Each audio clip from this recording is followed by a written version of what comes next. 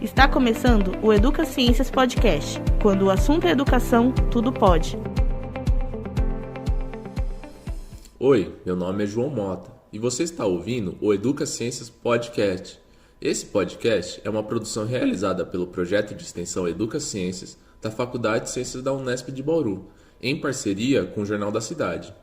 O podcast é um programa de entrevistas que será publicado a cada 15 dias, sempre trazendo um professor especialista da Faculdade de Ciências para discutir os temas mais relevantes sobre educação. Em colaboração com os professores, teremos outros convidados e comentaristas para enriquecer nossas conversas quinzenais. No episódio de hoje, contaremos com a presença do professor João Perea Martins, do Departamento de Computação da Faculdade de Ciências. Hoje estamos com o professor João Perea Martins, do Departamento de Computação da Faculdade de Ciências. Tudo bem, professor? Hoje nós vamos falar sobre teoria do caos, né? Exato, João. Eu agradeço a oportunidade, ao convite por participar desse projeto e estou aqui à disposição para a gente conversar um pouquinho sobre teoria do caos. Certo, então vamos começar do começo. Vamos falar sobre como surgiu essa teoria do caos e o que ela é?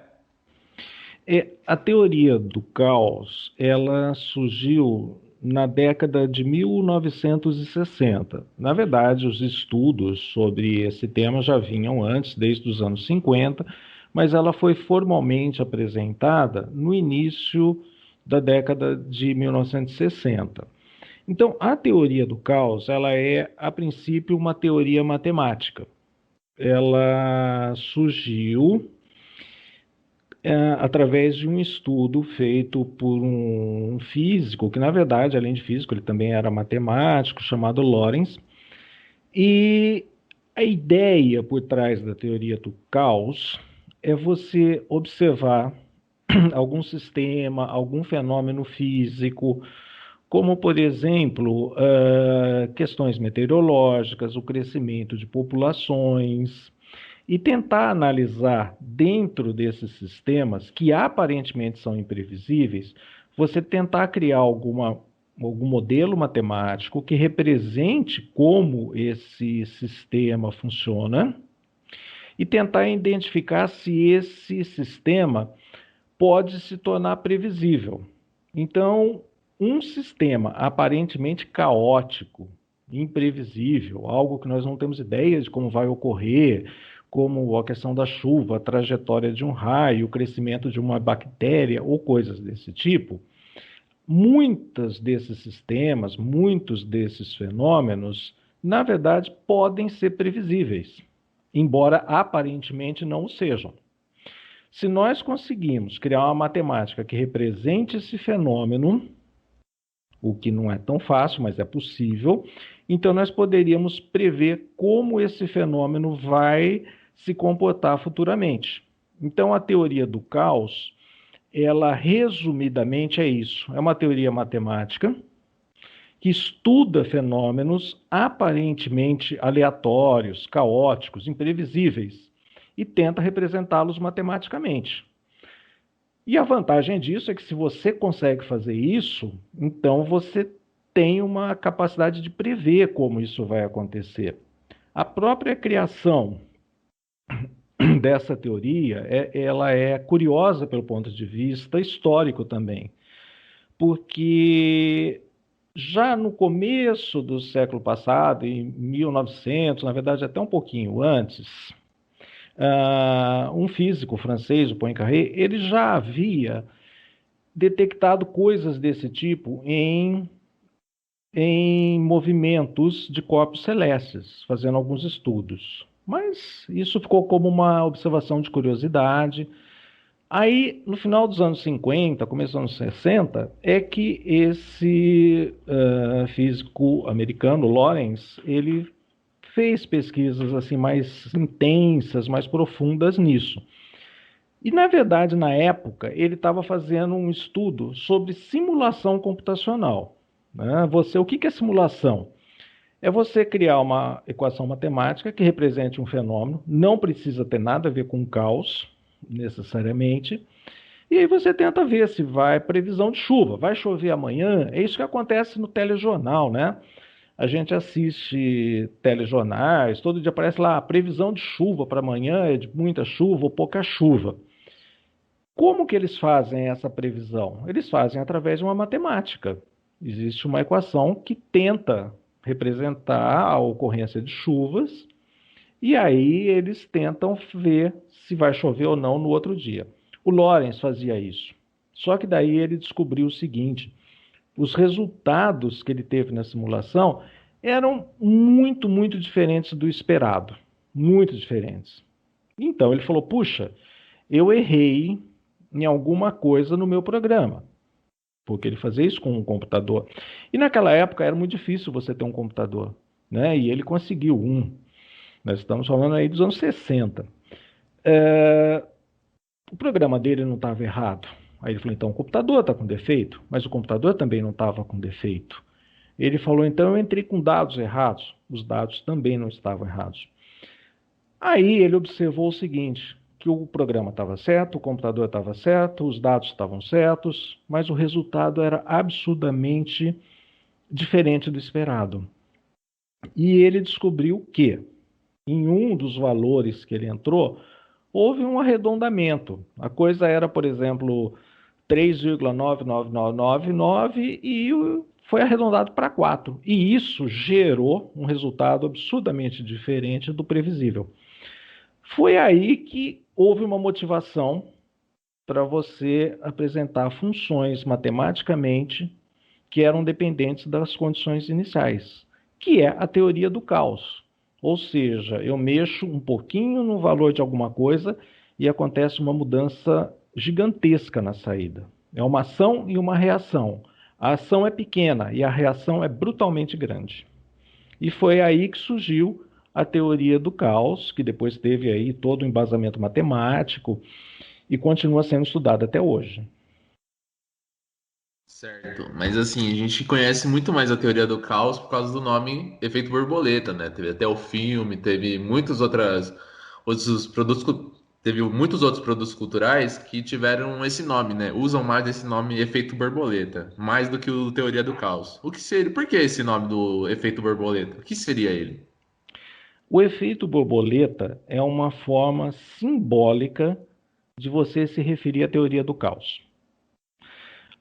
A teoria do caos prevê o seguinte, uma das premissas básicas aí da teoria é que esses sistemas chamados caóticos, se você mudar, conforme eu falei, fizer alteração num pequeno item dele, as consequências são brutais. Então, eles têm essa característica. Mexa um pouquinho com ele, ele explode. Tá? Essa é a ideia. Explode figurativamente falando. No caso, isso se torna meio complexo para mostrar para as pessoas esse conceito. Aí, o que aconteceu? Nos anos 70, no início dos anos 70, e isso aí 10 anos após a teoria do caos ter sido lançada, o autor da teoria, o Lorenz, foi convidado a apresentar um trabalho num congresso e um dos organizadores do congresso queria mostrar esse conceito para o público em geral. Então, ele criou essa analogia. Quando nós falamos em teoria do caos, nós estamos falando, sob o ponto de vista matemático, de funções, de fenômenos que são altamente dependentes das condições iniciais. O que é isso? Mudei um pouquinho em algum item, né? A consequência é brutal. É uma causa e efeito. Causas pequenas geram grandes efeitos. Dependo das condições iniciais. O organizador do evento, vendo cientificamente esse cenário, ele fez uma pergunta para as pessoas, que era o seguinte: uma borboleta batendo as asas na Amazônia poderia gerar um tornado no Texas? Essa pergunta foi feita. Na prática, obviamente que não. Mas o que ele queria era chamar a atenção das pessoas para esse conceito. Qual conceito? De que a pequena variação no item de um sistema pode gerar uma reação absurdamente caótica, grande, diferente do que se estava esperando. Então, essa pergunta dele foi chamada depois de efeito borboleta. Então, o que é o efeito borboleta? É uma forma simbólica de você se referenciar a funções matemáticas que dependem das condições iniciais. Aquelas que eu vario um pouquinho de alguma coisa e ela explode lá na outra ponta. E ele foi muito feliz, porque para as pessoas que não são matemáticas, esse nome efeito borboleta, ele é muito sugestivo, ele é muito fácil de você criar uma analogia. Então ele foi muito, muito feliz nisso. E graças a essa ideia dele de fazer essa pergunta, ele atingiu o objetivo dele, porque graças a isso as pessoas começaram a pensar em caos, começaram a saber que existia uma teoria do caos. Porque se eu falo funções dependentes das condições iniciais, pô, é um termo meio pesado, meio difícil. Mas quando eu falo efeito borboleta, mexe com o imaginário das pessoas. E a analogia é muito boa sob o ponto de vista científico. Então, aí surgiu o nome efeito borboleta, que é uma maneira simbólica de me referir ao caos.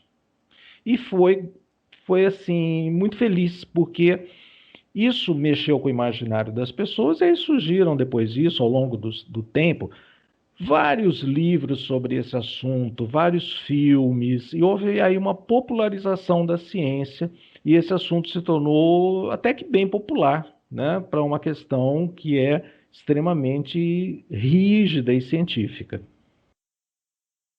E continuando com essa parte de ciência ainda, como que a gente vê o efeito borboleta na ciência? Como que a gente vê ele sendo produzido conhecimento? Como que é a aplicação dele? Como a gente vê essa teoria do caos no meio científico?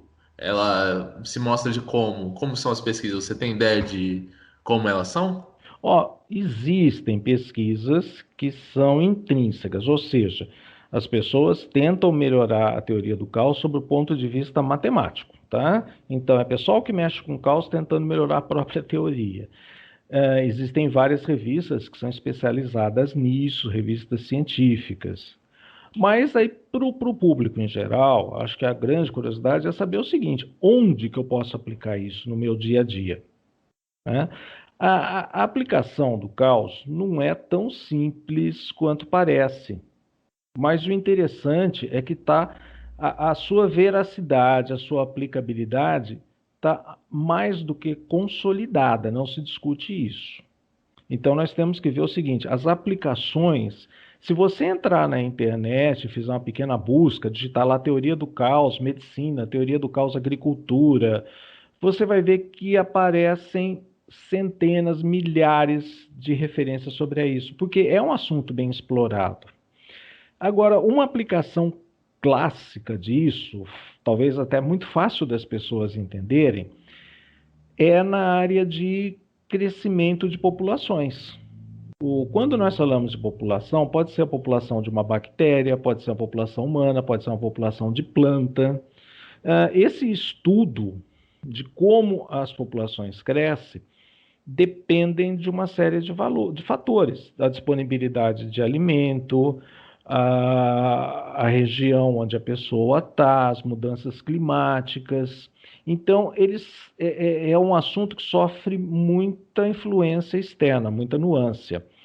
E houve um trabalho também feito nos anos 70, começou nos anos 70, por um biólogo e matemático chamado Robert May, que ele criou, analisando o crescimento de populações, ele descobriu que muitas populações, não todas, mas muitas, o crescimento dessa população, a população aumenta, o número de habitantes diminui, né? Algumas populações têm um comportamento caótico. E ele descobriu uma fórmula que representa isso. Ela foi chamada de mapa logístico, a função, tá certo? E aí, nas populações que têm esse comportamento, eu consigo ter uma boa previsibilidade de como ela vai aumentar ou diminuir ao longo do tempo. Então, isso seria uma aplicação bastante imediata, bastante direta da teoria do caos. Beleza, professor. Aí quando a gente pensa um pouquinho fora da ciência, né, saindo do meio científico, né, a gente pensa muito na ficção, né? Nos filmes, nos jogos, nas séries. Como que ela é retratada, essa teoria do caos, né? E como seria a real verdade dessa teoria? Como teria essa diferença? Você consegue me dizer? Aí vai depender do autor de ficção científica que você está falando, né? Porque existe, no caso do caos, um número muito grande de livros. A maioria desses livros, ou pelo menos muitos deles, tentam fazer revisões históricas, como se fossem ensaios jornalísticos, né? Aí o número de erros é menor. Mas alguns filmes e livros, eles vão diretamente para a ficção.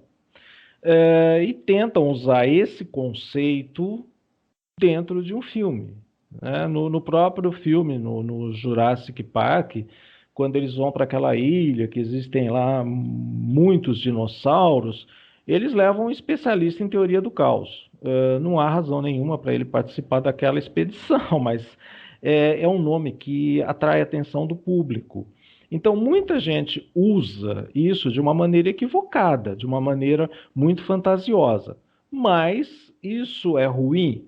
Sob o ponto de vista científico, mas eu acho que sob o ponto de vista social, não, porque mexe com o imaginário das pessoas. O sujeito viu um filme sobre dinossauros e ouviu falar que existe uma coisa, a teoria do caos. A relação ali é totalmente fantasiosa, mas ele aprendeu que existe essa teoria. Então, quando alguém fala de ficção, nós não podemos, eu acho, ser tão rígidos, tá? em selecionar as coisas. Existem muitos trabalhos aí que são interessantes, inclusive historicamente algumas séries, né, que não mexem com o caos diretamente, mas que são bastante rigorosas sob o ponto de vista de fidelidade científica. Uma dessas séries foi o Star Trek, A Jornada nas Estrelas, que foi uma série com pouquíssimos erros de conceitos científicos. Ela é uma série muito bem feita. As outras não são, mas pelo menos ajudam as pessoas a ver que existe ciência. E isso já é uma contribuição. Sim, sim. Aí entrando nessa parte que você disse sobre ter prejuízo ou não, né, sendo para o consumidor e para quem gosta de ciência, desse meio de ficção, né, a gente pode pensar nas teorias das conspirações, né? Por exemplo, teve uns bons anos atrás, teve aquela dos Beatles e uma realidade paralela estariam vivos, sabe? Uma conspiração bem absurda, que até hoje estariam produzindo conteúdo, que um cara conseguiu atravessar para uma outra realidade ou algo do tipo. Você acha que o efeito borboleta e a teoria do caos podem contribuir para conspirações piores ou melhores, algo do tipo? Eu acho que, enquanto ciência, não. O que existe, na verdade, é uma manipulação da ciência, o que é diferente, né? As pessoas, às vezes, elas manipulam informação científica de acordo com a necessidade, de acordo com a expectativa política, econômica, social, de acordo com o interesse pessoal dela, tá? Então, o caos, na verdade, ele é uma ciência como qualquer outra, e não há uma relação direta entre caos e teoria de conspiração. O que pode haver é alguém usar o caos indevidamente para tentar justificar o seu interesse, o seu ponto de vista, a sua ideia. Isso é o que a gente nota de forma muito comum na estatística, né? A estatística, as pessoas adoram mostrar números, porcentagens, médias, mas você tem que ver como essa estatística é feita, como ela foi levantada. E em alguns casos, de repente, você fala assim, puxa, olha, no Brasil houve um aumento de uma determinada doença em 10%. Em compensação, na Suíça, essa mesma doença, o aumento foi de 100%. Você fala, puxa, nós estamos melhores do que a Suíça. Sim, mas isso pode ser, depende de como você analisa, porque pode ser que na Suíça houvessem 4 pessoas doentes e passaram a ter 8, então o aumento foi de 100%. E no Brasil nós tínhamos 10 mil, e se aumentou isso em 10%, já são 1.000 pessoas. Então, a estatística não é errada, ela é correta.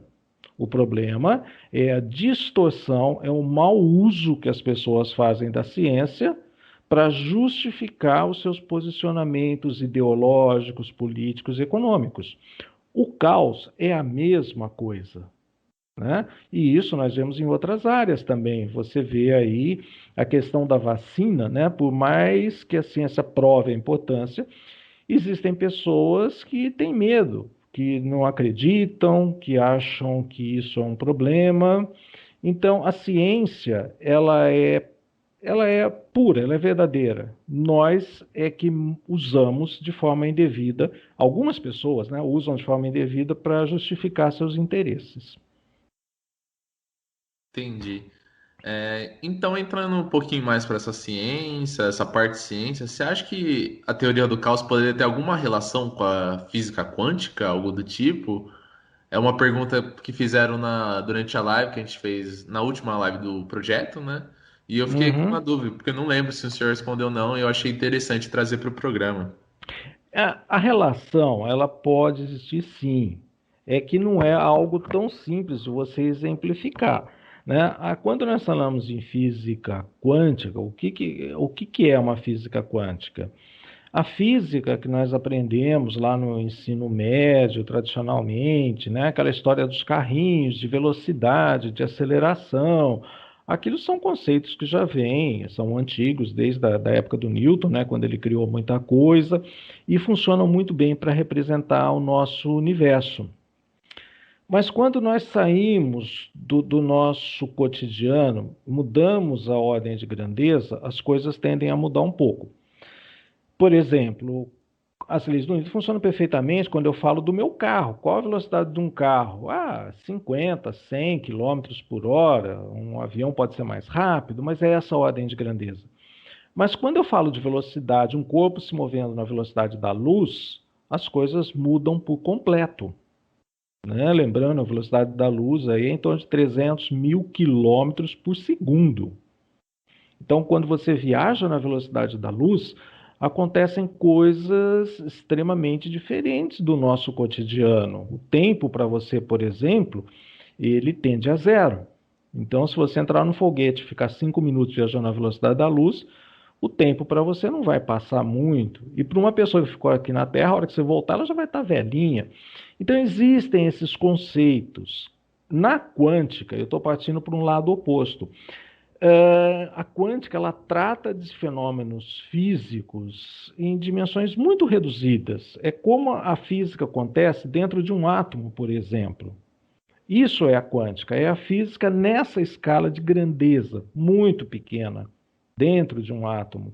E ela tem muitas aplicações, né? Principalmente quando você trabalha em sistemas de emissão, absorção de luz, que é o laser aí que é muito usado hoje em comunicações.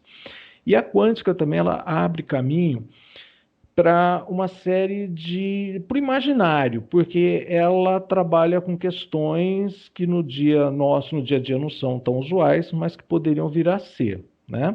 Aí o que acontece? Existe hoje várias pesquisas que tentam descobrir dentro da quântica, dessa física que mexe com dimensões muito reduzidas, muito pequenas, tenta descobrir sistemas caóticos ali. Porque daí você consegue ter uma previsibilidade maior de como as coisas vão acontecer nessa escala. Então, pesquisas existem e existem muitas. Porém, isso ainda é um nível mais acadêmico. Isso não chegou ainda num produto, digamos assim, comercial, final, que esteja aí à nossa disposição. Tudo bem. Chegando para a última pergunta aqui do episódio de hoje, né? Para uma pessoa que quer conhecer mais sobre teoria do caos, efeito borboleta, ou até mesmo estudar mais afinco, por exemplo, na faculdade ou em algum projeto científico, o que o senhor recomendaria para a pessoa consumir? O que você recomendaria que ele pudesse estudar, ou para qual lado ele pudesse caminhar nessa área, já que você disse que tem, tipo, para trabalhar na medicina, na agricultura, o que o senhor recomendaria ele consumir? Olha, eu acho o seguinte. Para quem nunca viu nada disso, o primeiro passo é procurar algum artigo introdutório, um tutorial sobre teoria do caos. Existem muitos na internet, principalmente escritos em língua inglesa, né? Aí a pessoa teria que ler em inglês. Então, esses tutoriais, esses artigos introdutórios, eu sugeria que a pessoa começasse por ali, entendendo os conceitos básicos, entendendo o que é uma função dependente das condições iniciais. E para efeito prático, se ela for estudar isso sob o ponto de vista matemático logo de cara, provavelmente vai ficar muito pesado. Então, um agrônomo, um médico, alguém que queira aprender sobre isso, eu sugiro que pegue na internet, porque existem vários tutoriais bons que expliquem o que é teoria do caos. Eu não recomendo muito artigos de curiosidade, esse tipo de coisa. Trabalhe mais com artigos científicos, com textos mais estruturados, introdutórios. Faça uma leitura disso. E daí, eu acho que um exemplo muito prático da teoria do caos, que você consegue entender melhor e que existe muito material, é você procurar na internet um conceito chamado mapa logístico. O que é mapa logístico? Até comentei no começo. É uma função que representa o crescimento de populações e ela é caótica, mas ela tem uma vantagem, ela é muito simples. Do ponto de vista matemático, ela é bem básica. Se você olhar e tiver um pouco de base de matemática, você tem uma grande chance de entender essa funçãozinha. E a partir daí, você começa, estudando essa função, a aprender os conceitos do caos de forma associada a ela. Então, eu sugeriria isso. Faça uma revisão, um contexto histórico, e depois comece a estudar o que nós chamamos de mapa logístico, que aí vai ser um bom caminho para começar a se introduzir nesse assunto. Tudo bem, professor. Acho que a gente já está encerrando aqui nossa conversa, né? Queria agradecer a presença do senhor, né, por ter vindo aqui, ter dedicado um tempinho do seu dia para ter feito essa entrevista aqui. Eu achei muito legal ter esse bate-papo, apesar de já ter visto a sua palestra que você deu durante o nosso canal no YouTube. É muito legal esse assunto, eu gosto muito e eu queria agradecer muito o senhor por ter participado do podcast, né? João, sou eu que agradeço aí, agradeço as suas perguntas, né? Agradeço ao seu empenho aí para fazer essa entrevista, essa conversa, esse bate-papo, né, entre a gente. No canal Educa Ciência, no YouTube, a palestra que eu fiz para a Unesp, ela está gravada, as pessoas que tiverem interesse poderão assistir nesse canal do YouTube, no canal Educa Ciência. O meu e-mail também é joão.perea, que é meu sobrenome, @unesp.br. Eu estou à disposição de qualquer um que queira tirar alguma dúvida, conversar alguma coisa sobre isso, pode me mandar um e-mail, eu estou à disposição. Então, eu agradeço a oportunidade por estar aqui, de conversar sobre esse assunto, de poder divulgar esse assunto do caos, né? E, João, mais uma vez, João Vitor, eu agradeço aí a sua atenção. E agradeço também a quem nos ouve. Muito obrigado. Este episódio chega ao fim. Agradecemos a presença do professor João Perea Martins, do Departamento de Computação da Faculdade de Ciências. Agradecemos também o Jornal da Cidade, por nos ajudar a produzir este episódio. Agradecemos aos ouvintes pela companhia até aqui. Fique ligado nas nossas redes sociais. No Instagram e Twitter é @educacienciasfc e no Facebook Educa Ciências, tudo junto. Este podcast é uma realização da Faculdade de Ciências da Unesp Bauru com o Jornal da Cidade.